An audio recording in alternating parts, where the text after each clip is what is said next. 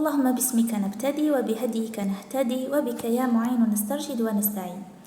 Alors aujourd'hui on va faire notre cours de la physiologie du système nerveux, c'est le cortex moteur. En fait ce cours est simple et facile, on va essayer de le simplifier le maximum. Voici le plan du cours, on va commencer d'une introduction dans laquelle on va parler un petit peu du système moteur. On va dire c'est quoi un système moteur, ses fonctions, puis on va parler des différents niveaux du système moteur.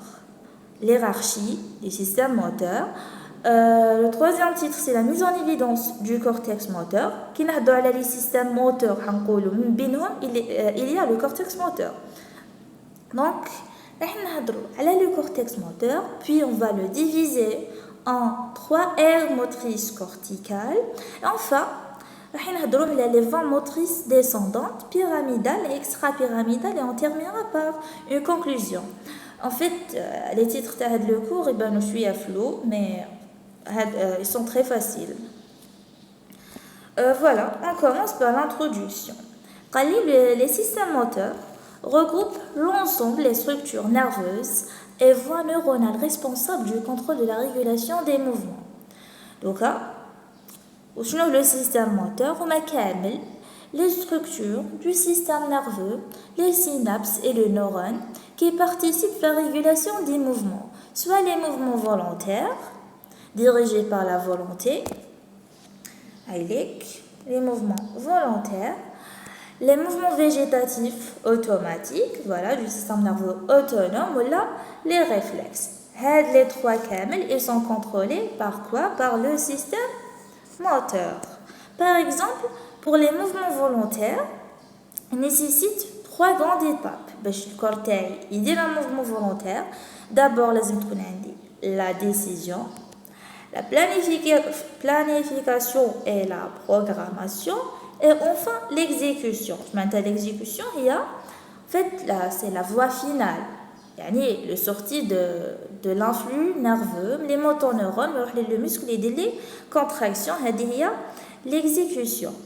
Donc, par exemple, pour le mouvement volontaire, les 3 étapes, en fait, il y a des détails, mais les 3 grandes étapes, en principe, nécessitent plusieurs structures qui vont intervenir, faire de la régulation, la coordination pour avoir des mouvements adaptés à l'organisme. Voilà.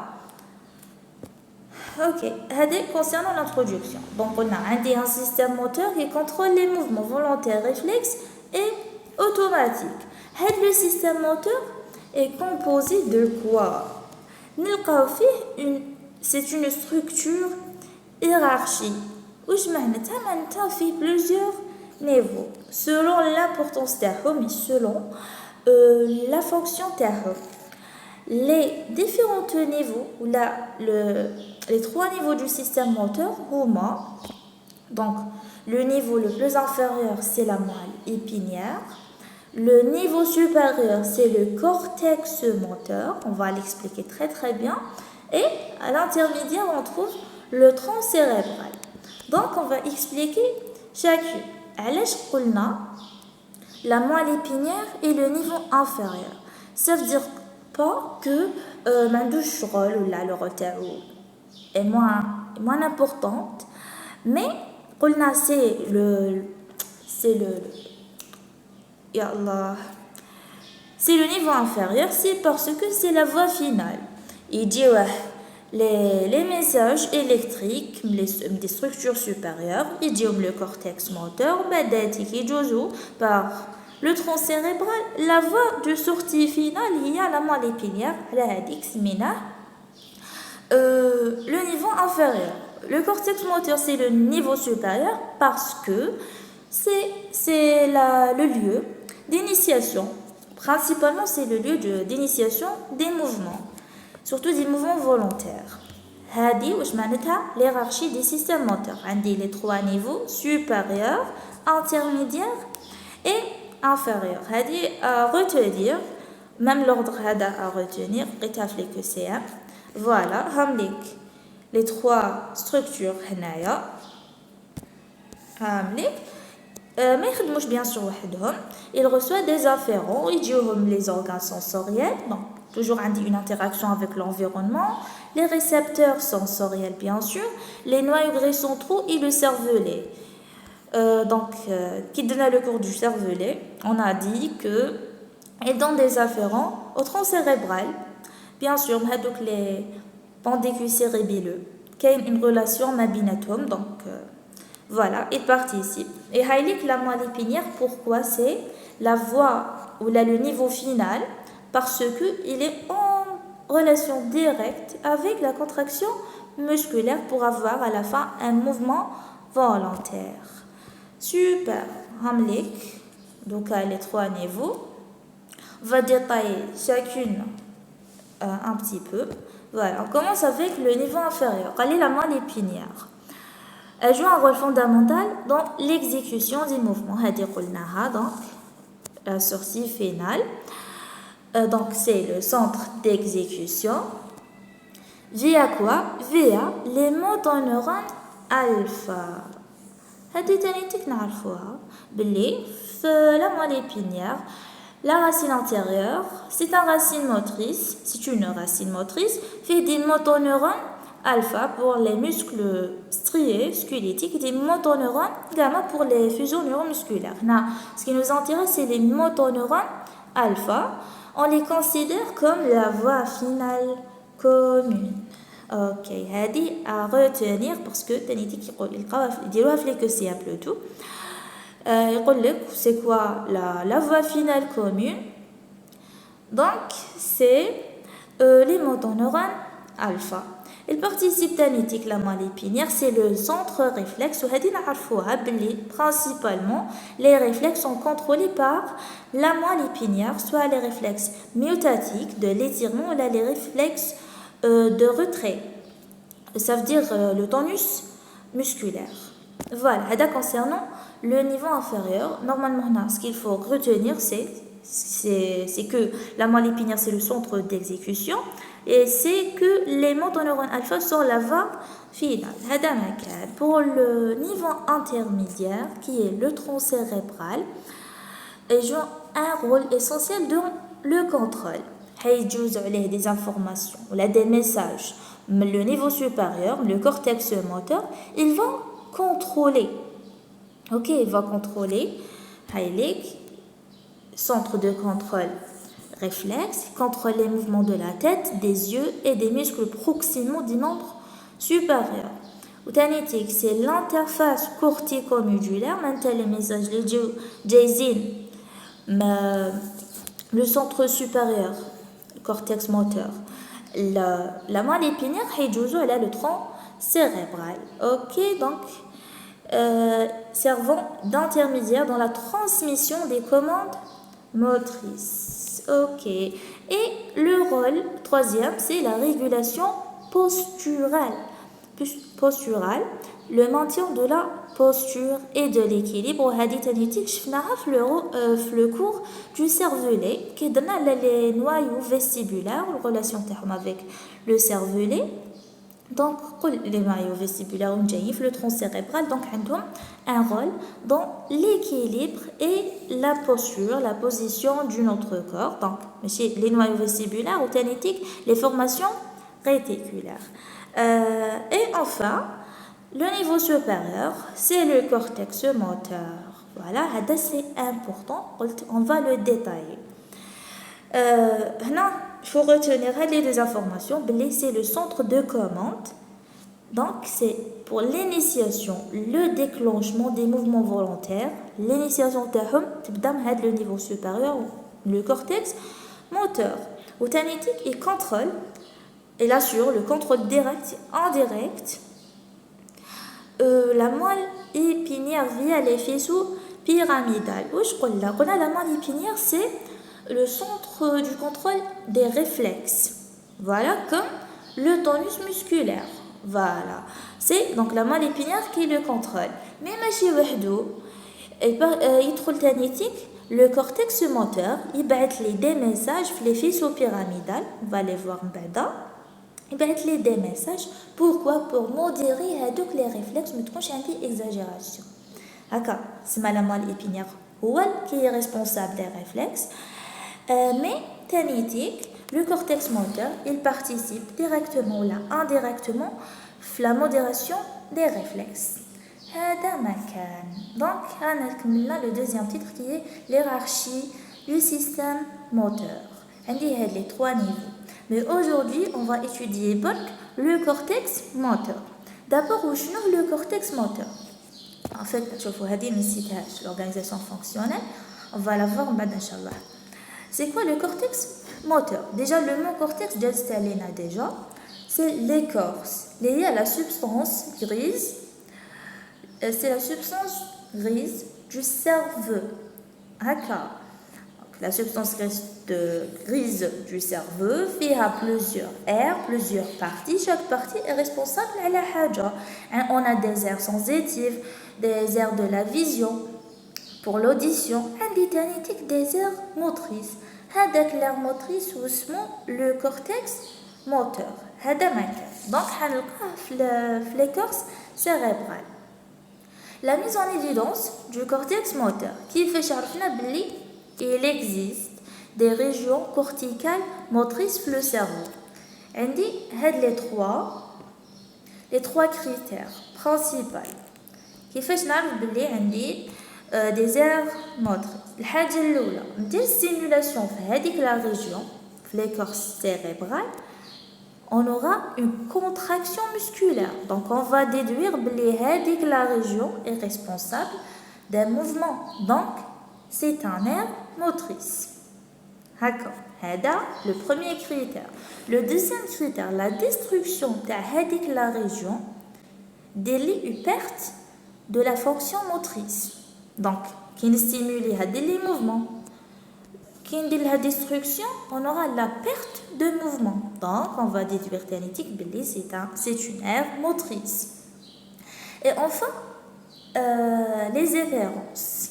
Cette région possède des efférences qui la connectent soit directement ou indirectement au motoneurones de la moelle épinière. La région du cortex cérébral, elle est en relation, elle fait des connexions avec les motoneurones de la moelle épinière. En fait, les motoneurones sont responsables des mouvements. C'est une fonction motrice. عندهم relation مع une région, le cortex cérébral. Donc, on peut déduire que la région tanitique, c'est une aire motrice. Donc, elle participe aux mouvements tanitiques. On récapitule, on a la mise en évidence du cortex moteur selon trois critères. La stimulation, une contraction musculaire, la destruction de la région, des pertes de la fonction motrice et les efférences de la région qui font des connexions avec les motoneurones de la moelle épinière. Voilà, les techniques d'exploration. Comment on explore le cortex moteur?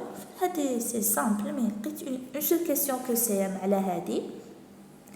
Donc, nous allons voir les techniques d'exploration, des techniques histologiques. On étudie le cortex moteur par les techniques histologiques. Je ne sais pas, des coupes histologiques et on observe, la constitution cellulaire, etc. Ok. La technique de destruction, des destructions, une région, on remarque la perte de la fonction motrice, la région, c'est une aire motrice, voilà. Et selon la fonction ou le mouvement qu'on a perdu, on déduit que la région est responsable du mouvement de quel muscle. Donc normalement c'est clair, la destruction des pertes de fonction, selon Hadik, on peut explorer. L'électrophysiologie, on stimule et on enregistre l'activité des neurones corticales. C'est généralement la chirurgie, la neurochirurgie qui fait ils vont essayer de faire des stimulations, des microstimulations. Donc, voilà, des microstimulations et on enregistre l'activité. On stimule de la région par exemple, où on chauffe, où on sera le mouvement. Après, on va déduire que la région, par exemple, est responsable des mouvements de la main, par exemple, ou là, de la face. Et la dernière technique, wait, non, pas la dernière, la stimulation magnétique transcorticale. هذه تاني technique de stimulation ونشوفوا l'activité neuronale, mais la différence هنايا c'est une stimulation magnétique. ماشي في لا chirurgie ما نفتحش وما نستيموليش لداخل، mais على برا هكا كيما راهي في لا فوتو هنايا برك on utilise un champ magnétique et on enregistre l'activité neuronale et l'IRM fonctionnel. L'IRM fonctionnel هذا في البرانسيب تاعو كيما l'IRM، mais هنا c'est l'inverse. ماشي كيما لا تكنيك الاولى. في لا stimulation magnétique par exemple نديرو une stimulation ونشوف l'activité، نستيمولي في le centre في le cortex moteur ونشوف par exemple le muscle qui a contracté. في l'IRM fonctionnel on demande à la personne de faire des mouvements. وحنا بالIRM هذاك on va observer les régions qui sont actives au niveau du cerveau. هكاك باش نعرف بلي par exemple انا قلت له طلع l'avant-bras تاعك، on va remarquer بلي des régions qui sont actives le cerveau. Donc on peut déduire que les régions sont responsables des muscles de l'avant-bras. هذا ما كان concernant l'exploration biologique. Les techniques d'exploration histologique, la destruction, l'électrophysiologie et la simulation magnétique et enfin l'IRM fonctionnel. قلت لكم لقيتها في الكسية واش يقول لك؟ en fait يمد لك هاد لي تكنيك يمد لك معاهم لو ام جي électromyogramme normalement électroneuroméogramme. يقول لك quelle technique هنايا n'est pas genre ماشي داخله في technique d'exploration du cortex moteur. نقولوا بلي c'est l'EMG parce que logiquement en fait نقدروا نستعملوه mais هنايا c'est moins important par rapport لهاد les techniques. L'EMG c'est principalement l'activité musculaire qui nous نعرفوا la force de contraction le muscle, etc. Voilà, on passe maintenant à l'organisation somatotopique du cortex moteur. Voilà, oui, c'est l'organisation somatotopique du cortex moteur.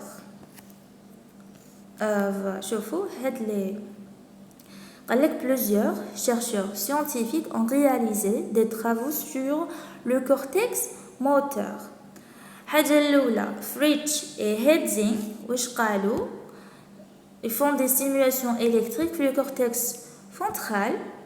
le cortex frontal chez le chien دار des mouvements في les mi-corps contralatérales.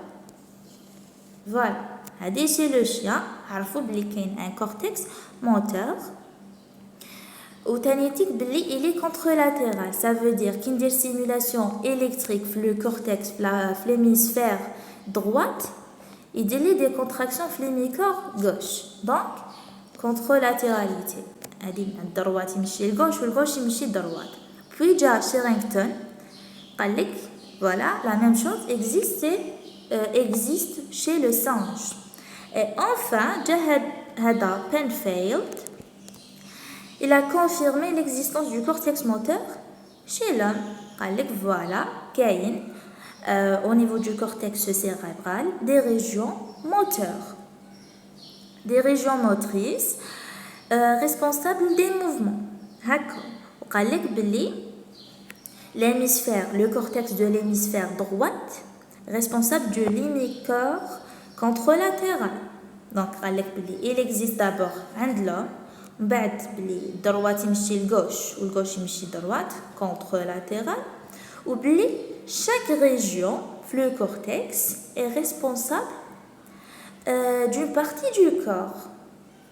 هكا. Donc هذه هي la somatotopie. Chaque région, le cortex, est responsable d'un mouvement ou d'une partie du corps. هكا. علاش هضرت على هاد les chercheurs هنايا؟ C'est parce que en fait les deux premiers ne sont pas importants. Je fais au برك بلي Penfield هو les confirma l'existence du cortex moteur chez l'homme parce que لقيت هذا نيتيك في que c'est نشدو بلي il est contralatéral, voilà. وعندي organisation تاع somatotopie. وشنو هي l'organisation de somatotopie? Tout simplement il y a la schématisation les normalement جازت عليكم. هاوليك par exemple le cortex moteur. Voilà, هذا le cortex moteur, l'hémisphère. Chaque région, le cortex, est responsable d'une partie du corps. Par exemple, هذا هنايا est responsable de la face. هنايا par exemple, c'est l'épaule. هنا les mains. هذه واش معناتها la somatotopie باللي chaque région responsable d'une partie du corps. وثاني éthique هاد la schématisation واسمها l'homunculus moteur de Penfield. هادي نشدوها بلي هاد la schématisation voilà le nom نتاعها. Et faites attention, c'est l'homunculus moteur de Penfield. ماشي sensitif. Des fois يديروا des pièges في الكسيان تتلقى homunculus تحضرها directement réponse juste mais هو يقول لك sensitif mais c'est faux. هنايا c'est moteur. OK. Et on remarque تانيتيك في هاد la schématisation بلي le visage et les mains يدوا une grande partie du cortex. علاش يدوا une grande partie du cortex? Parce que les deux parties du corps, le visage et les mains, sont responsables des mouvements et des gestes fins et précis. Donc نسحقوا un grand nombre de neurones qui participent à la coordination des mouvements تاعهم. على هذيك يدوا une partie plus grande في le cortex moteur. C'est clair. Donc هاد الهضره ايما قالها هنايا هذا مكان. إذا نسيت والو في هاد لا بلاك. Voilà. Alors la somatotopie est représentée au niveau de cortex prémoteur et de l'aire motrice supplémentaire. Les deux, donc on va les voir. Voilà. Donc la schématisation. Wait. La schématisation. وين قال لي راهي في le cortex moteur primaire. Donc نشوفوه. Mais قال لك تقدر تكون في les autres cortex prémoteur et l'aire motrice supplémentaire, mais elle est moins précise. C'est genre de l'information, mais c'est pas important, n'est-ce pas? Je fais voir que l'oculus moteur est non pas sensitif, les doigts et les mains et la face et dos une large aire motrice à la sont responsables des mouvements fins et précis. هذا مكان donc la représentation schématique en 3D l'homunculus moteur. Super. Voilà, donc on va diviser le cortex moteur. Voilà. شوفوا هنا واش كاين. هاوليك le cortex cérébral كامل. Il est divisé en secondes de R selon هذا Brodmann. La division se fait selon quoi? La composition cellulaire et la fonction cellulaire. Donc il faut une R, par exemple la même composition cellulaire, les mêmes cellules, le même nombre de couches et donc les cellules ont la même fonction. Donc il y a la division. Donc il y a plusieurs R, même بينهم les aires motrices. ونا رايح نلقى les aires motrices هادو نلقاهم في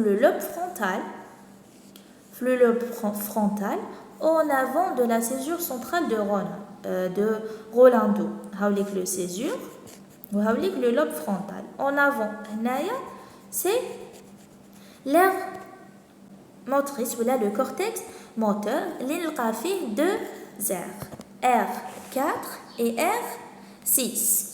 L'aire 4, on va l'appeler le cortex moteur primaire.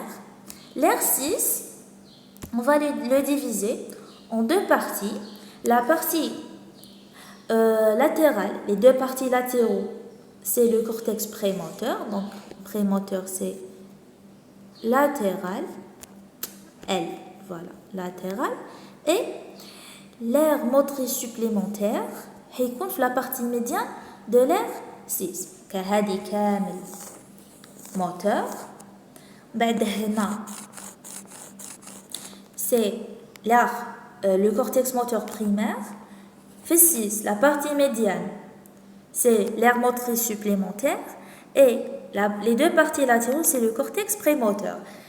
En fait, kamel moteur, kamel responsable des mouvements, etc. On l'a divisé en trois parties parce que qu'il y a une certaine différenciation à binatum. Voilà, le cortex moteur primaire. Le cortex moteur primaire au chibé. Donc, c'est l'aire 4.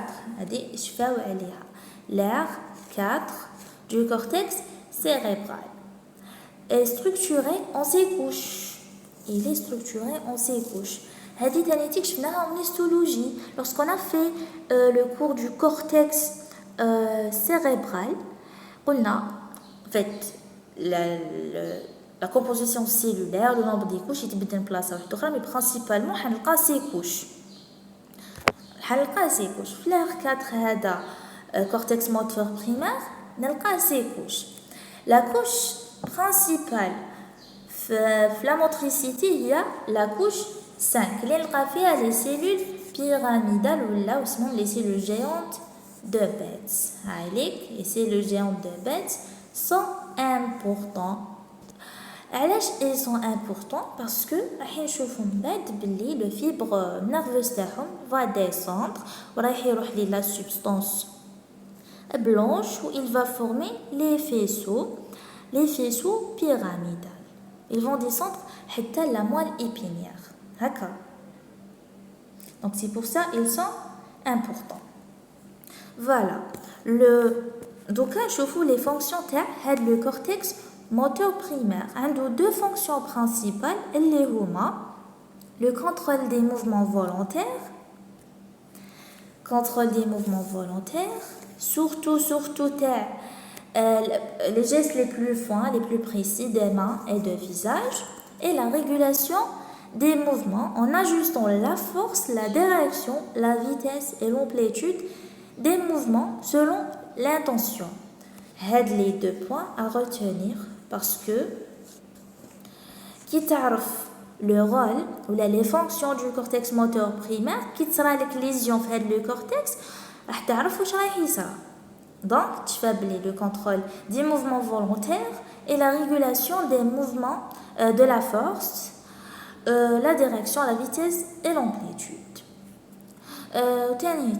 Voilà, le cortex moteur primaire est la région où l'intensité de stimulation la plus faible produit des mouvements du côté contralatéral. Voilà, les mouvements nécessitent juste une faible stimulation. Stimulation la plus faible des mouvements. Donc, le cortex moteur, bien sûr, il joue des afférents, les autres cortex. Il joue des afférents, les autres cortex, le cortex pariétal postérieur, le cortex somesthésique, les cortex, voilà, les deux, les cortex prémoteur et la motrice supplémentaire, le thalamus et le cervelet. Donc, les afférents, ils donnent des efférents thénétiques. Les minimes. L'écriture arrive à le schéma, donc on explique directement maintenant. Ils donnent des efférents pour le tronc cérébral et la moelle épinière. avec le tronc cérébral, il va faire les fibres nerveuses le tronc cérébral, ils vont faire des connexions polysynaptiques. Ok, polysynaptiques. La moelle épinière, ils vont faire des connexions polysynaptiques avec les motoneurones gamma et monosynaptiques avec les motoneurones alpha et les interneurones. Je vais répéter. Le cortex moteur donne des efférents. Les fibres tau vont quitter le cortex moteur et ils d'autres régions. Ils vont le cortex cérébral. Ils ont des connexions polysynaptiques. La moelle épinière, ils ont des connexions polysynaptiques avec les motoneurones gamma. Donc gamma c'est poly. Et monosynaptiques avec les motoneurones alpha et les interneurones. À retenir. Une lésion fait de la région, le cortex moteur primaire, une lésion une faiblesse musculaire, hémiparésie, ou bien sûr flémicor contralatéral, jusqu'à la paralysie. La paralysie, la lésion très importante. Il y a un déficit de la coordination des mouvements. Que bien sûr et contrôle les mouvements volontaires et les gestes les plus fins, les plus précis. Donc, il y a un déficit de coordination et un déficit des mouvements fins des doigts. C'est la lésion où je après la lésion du cortex prémoteur, plutôt du cortex moteur primaire, il peut y avoir une récupération. Voilà. C'est à cause de la plasticité corticale. Wesh معناتها plasticité corticale. Qui sera une lésion, sera des problèmes une région de notre cerveau. Donc les cellules, je ne sais pas, ça fait un problème. Les cellules des régions voisines, ils peuvent vont modifier un petit peu. Vont modifier la fonction, par exemple, une récupération de la région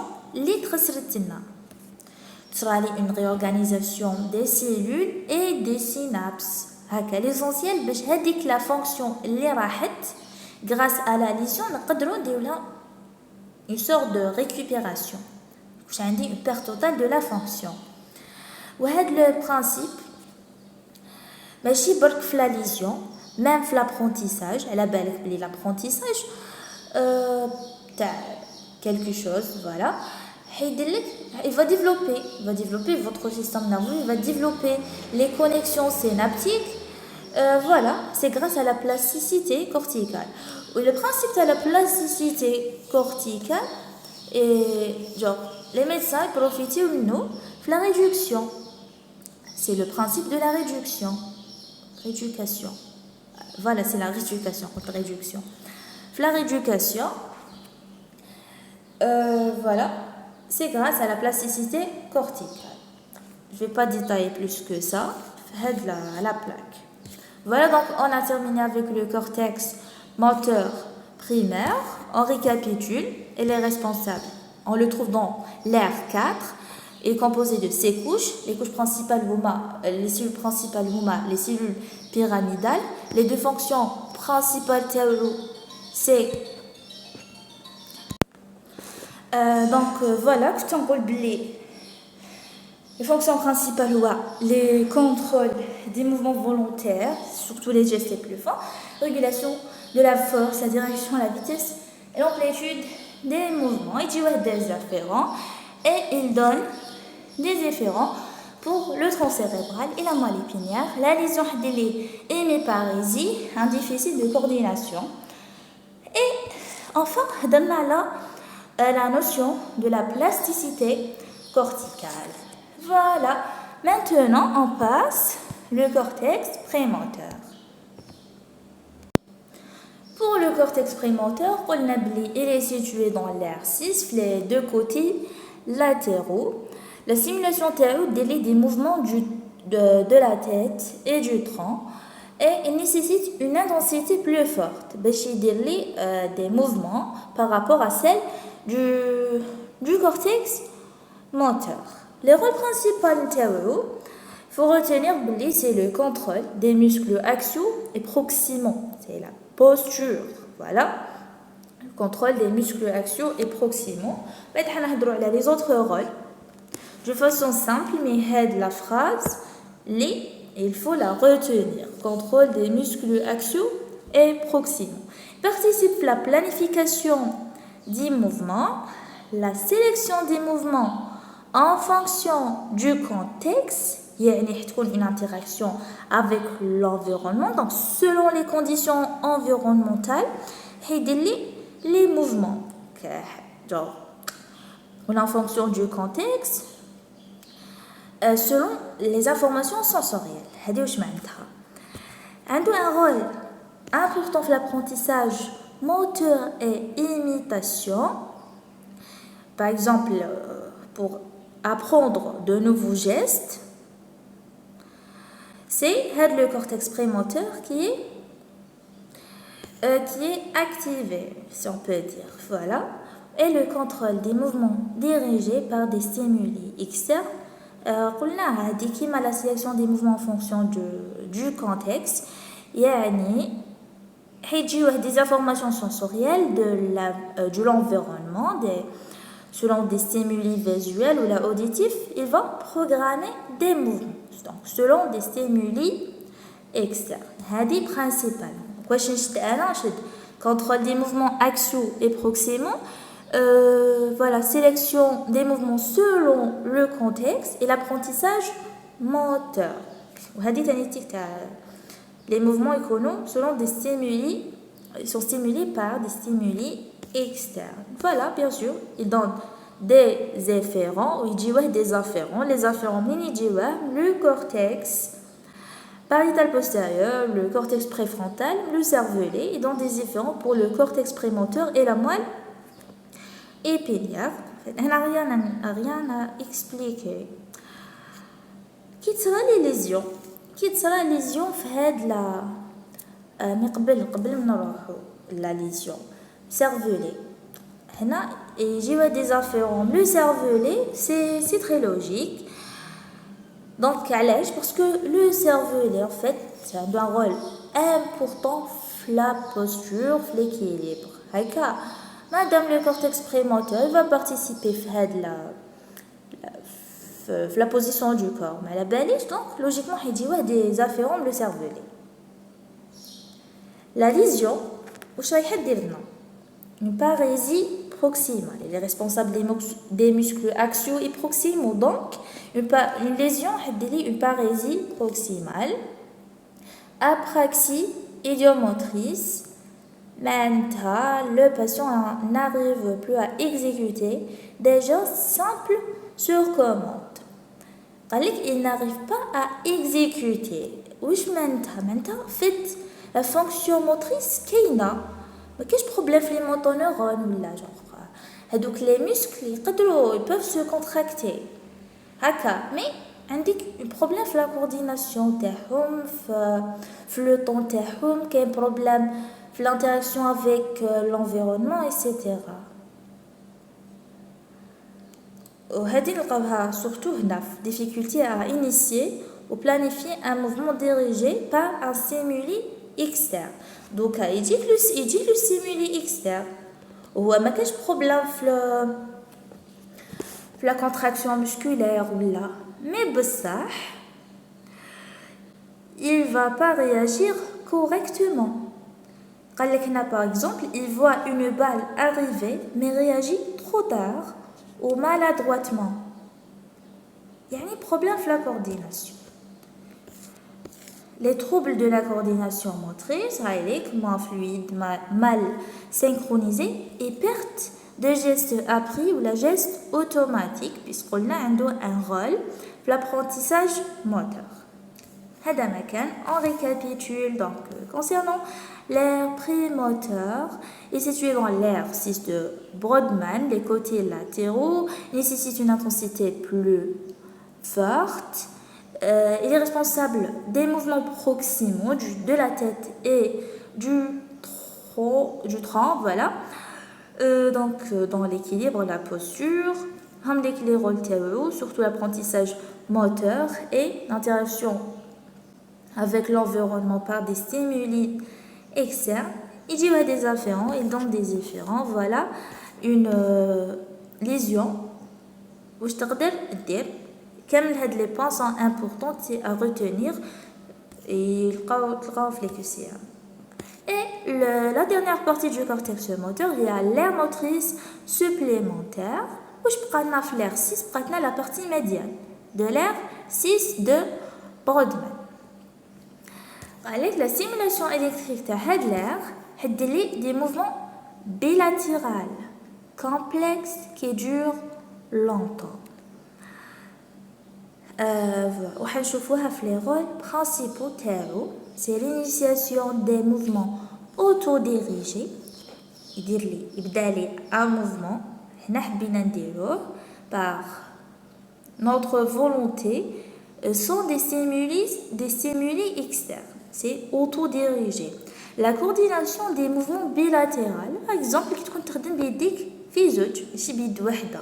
Dès que la coordination بين la main droite et gauche est assurée par l'aire motrice supplémentaire. Et enfin, la planification des séquences motrices complexes qui mêlent les mouvements des doigts.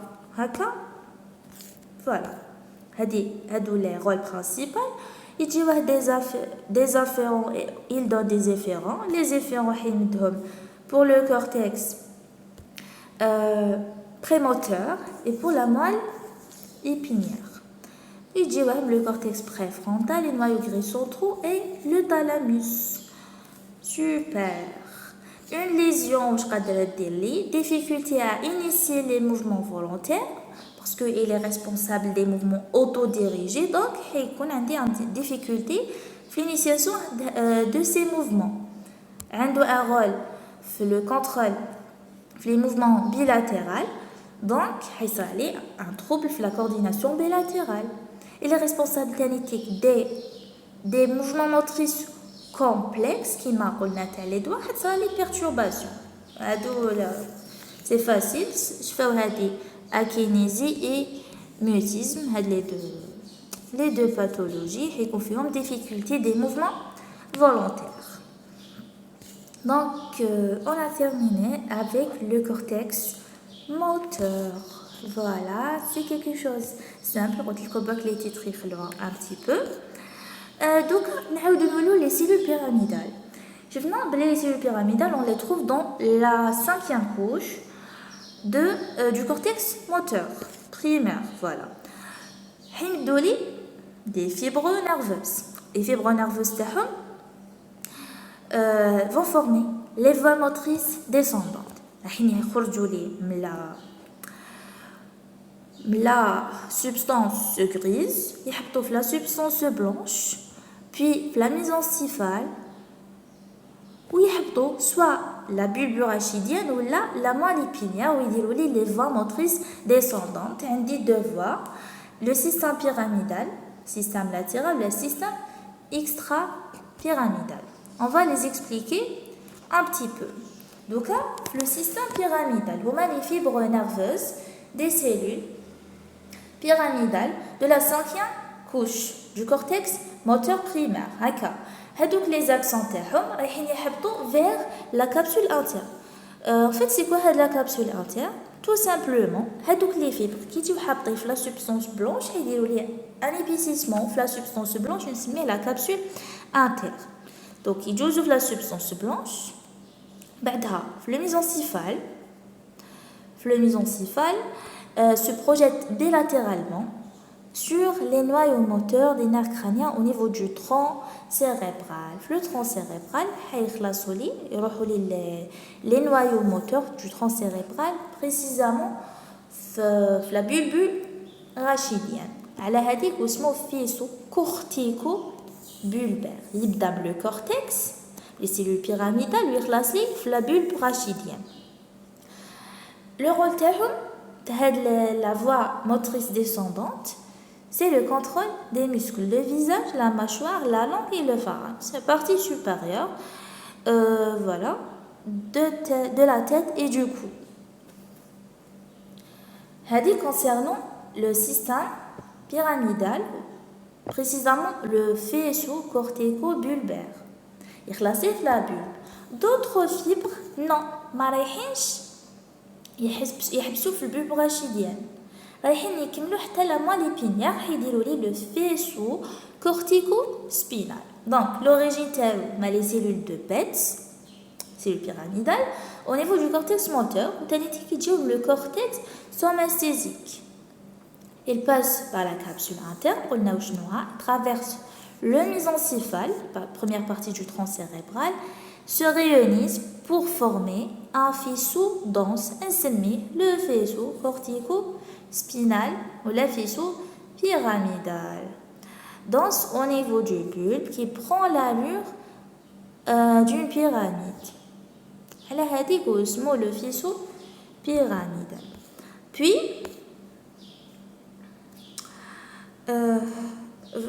قال لك à la jonction قبل ما نقول ما نكسبليكي هاد لا بلاك هاي كيبدا لك le cortex moteur vont descendre il forme passe par la capsule interne traverse le mésencéphale بعداتك le pont le bulbe يولي عندهم هاد l'aspect pyramidal ياك بعداتك à la jonction entre le bulbe et la moelle épinière le bulbe اللي هي la moelle allongée يبدا لي la moelle épinière. Faites la jonction. 90% des fibres ils vont changer la direction.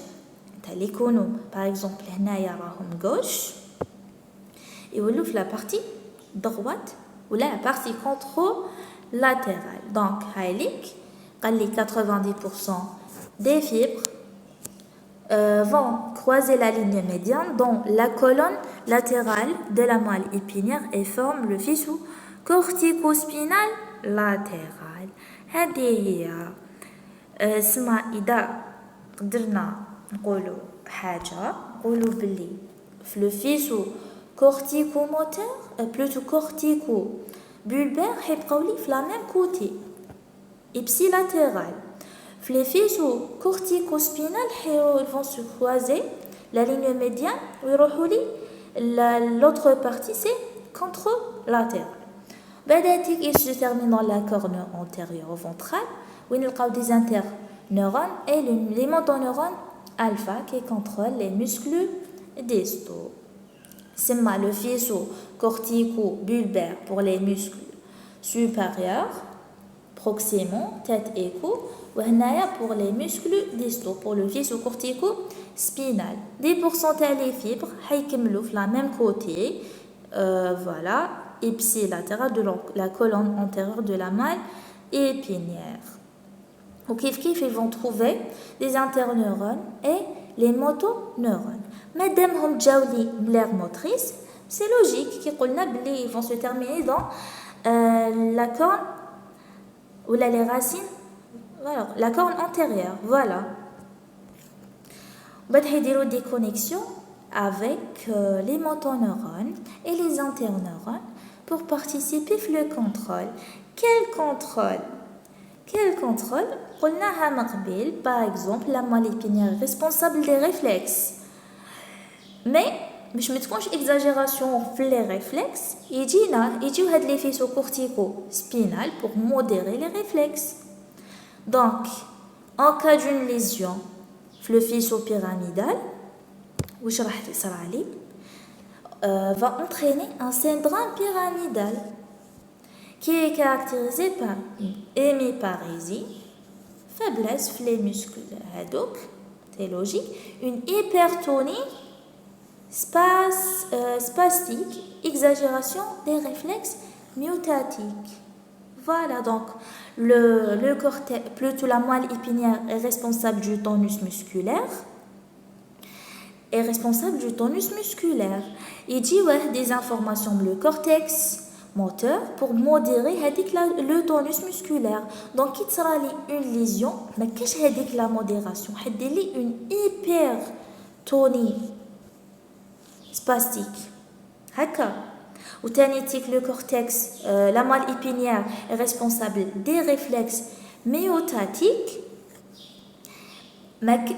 Qui sera les lésions les faisceaux pyramidales, donc ما كاش هذيك la voie اللي تجيب لي la modération le cortex moteur حتصرى لي exagération في les réflexes. هذا donc كي تفهم la relation بين le cortex et la moelle épinière les fonctions تاعهم vous allez bien expliquer les signes de la lésion, les signes cliniques d'une lésion. Donc hémiparésie, voilà, hémiparésie, hypertonie spastique, exagération des réflexes et le signe de Babinski. On va expliquer le signe de Babinski. Chauffe l'image. Donc, signe de Babinski, وش معناه؟ En fait, les nouveau-nés inférieurs à 1 an, دراي صغار غير ما يزيدوا قبل ما يديباسيو عام كي نديروا لهم في رجلهم من تحت هاد لو موفمون فوالا لي زورتي تاعهم حيروحوا vers l'arrière. شوفوهم يفتحوا صباعتهم vers l'arrière. C'est physiologique. Mais chez les nouveau-nés دراي صغار قبل ما يديباسيو عام واسمها signe de Babinski هكا. mais après بعد ما يكبر علاش ديجا تكون عندهم هاد لو سين يفتحوا لي زورتي؟ سي باسكو لو فيسو بيراميدال n'est pas encore développé. mais مور عام et chez les adultes après que le faisceau pyramidal soit développé, qui dire la même stimulation, le même mouvement, les pieds, on aura une flexion des orteils. Les orteils, c'est la réponse normale. Signe de Babinski, les nouveau-nés. Après mais développer le faisceau pyramidal, ça la flexion des orteils. Ok, c'est la réponse normale. Donc, genre, il y a la réponse normale. Un sujet adulte, nous avons la stimulation, mais il y a la réponse normale.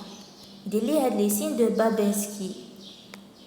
Va déduire quoi? Va déduire qu'il y a un problème sur le faisceau pyramidal.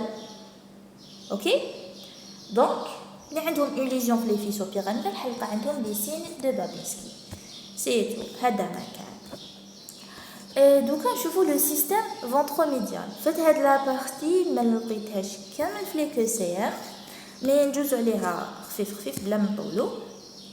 دوكا le système ventromédial c'est un système extra-pyramidal. دوكا ماشي غير لي فيسو بيراميدال اللي يجيو هادوك لي cellules du cortex moteur qui participent à la motricité.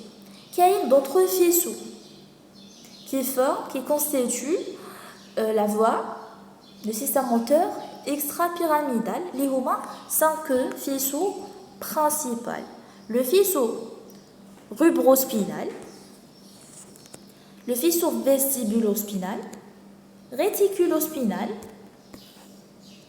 olévospinal et tectospinal. Voilà. Donc le faisceau rubrospinal, il dit des faisceaux là, des fibres nerveuses et le noyau rouge, la moelle épinière. Intervient dans la motricité et la coordination des muscles distaux des membres supérieurs. Puis, les noyaux vestibulaires, des fibres, la moelle épinière, en formant le faisceau vestibulo-spinal, qui sont impliqués dans le contrôle de l'équilibre, le maintien de la posture, etc. Même les mouvements de la tête et du cou. Formant le faisceau vestibulospinal. Le faisceau réticulospinal, soit les noyaux pontiques ou les noyaux bulbaires. Et les tanitiques, la moelle épinière. Donc, les noyaux pontiques, des fibres qui sont responsables des réflexes antigravitaires. Et les noyaux bulbaires et des fibres qui sont responsables des réflexes gravitaires. Ok. Le faisceau olivospinal, le noyau olivère, l'olive bulbaire, ont un rôle dans la proprioception et la facilitation du tonus musculaire. Et enfin, les faisceaux tectales, la lame tectale, les colliculus, colliculus supérieur du mésencéphale ont un rôle kinétique dans les mouvements, dans les réflexes. Comme le système extra-pyramidal, mais pourquoi pas, donc il faut retenir les faisceaux rubrospinal, vestibulospinal, réticulospinal, olivospinal et tectospinal. Ok, et les rôles شوية. Conclusion, comme vous voyez, mais principalement, le cours est très facile.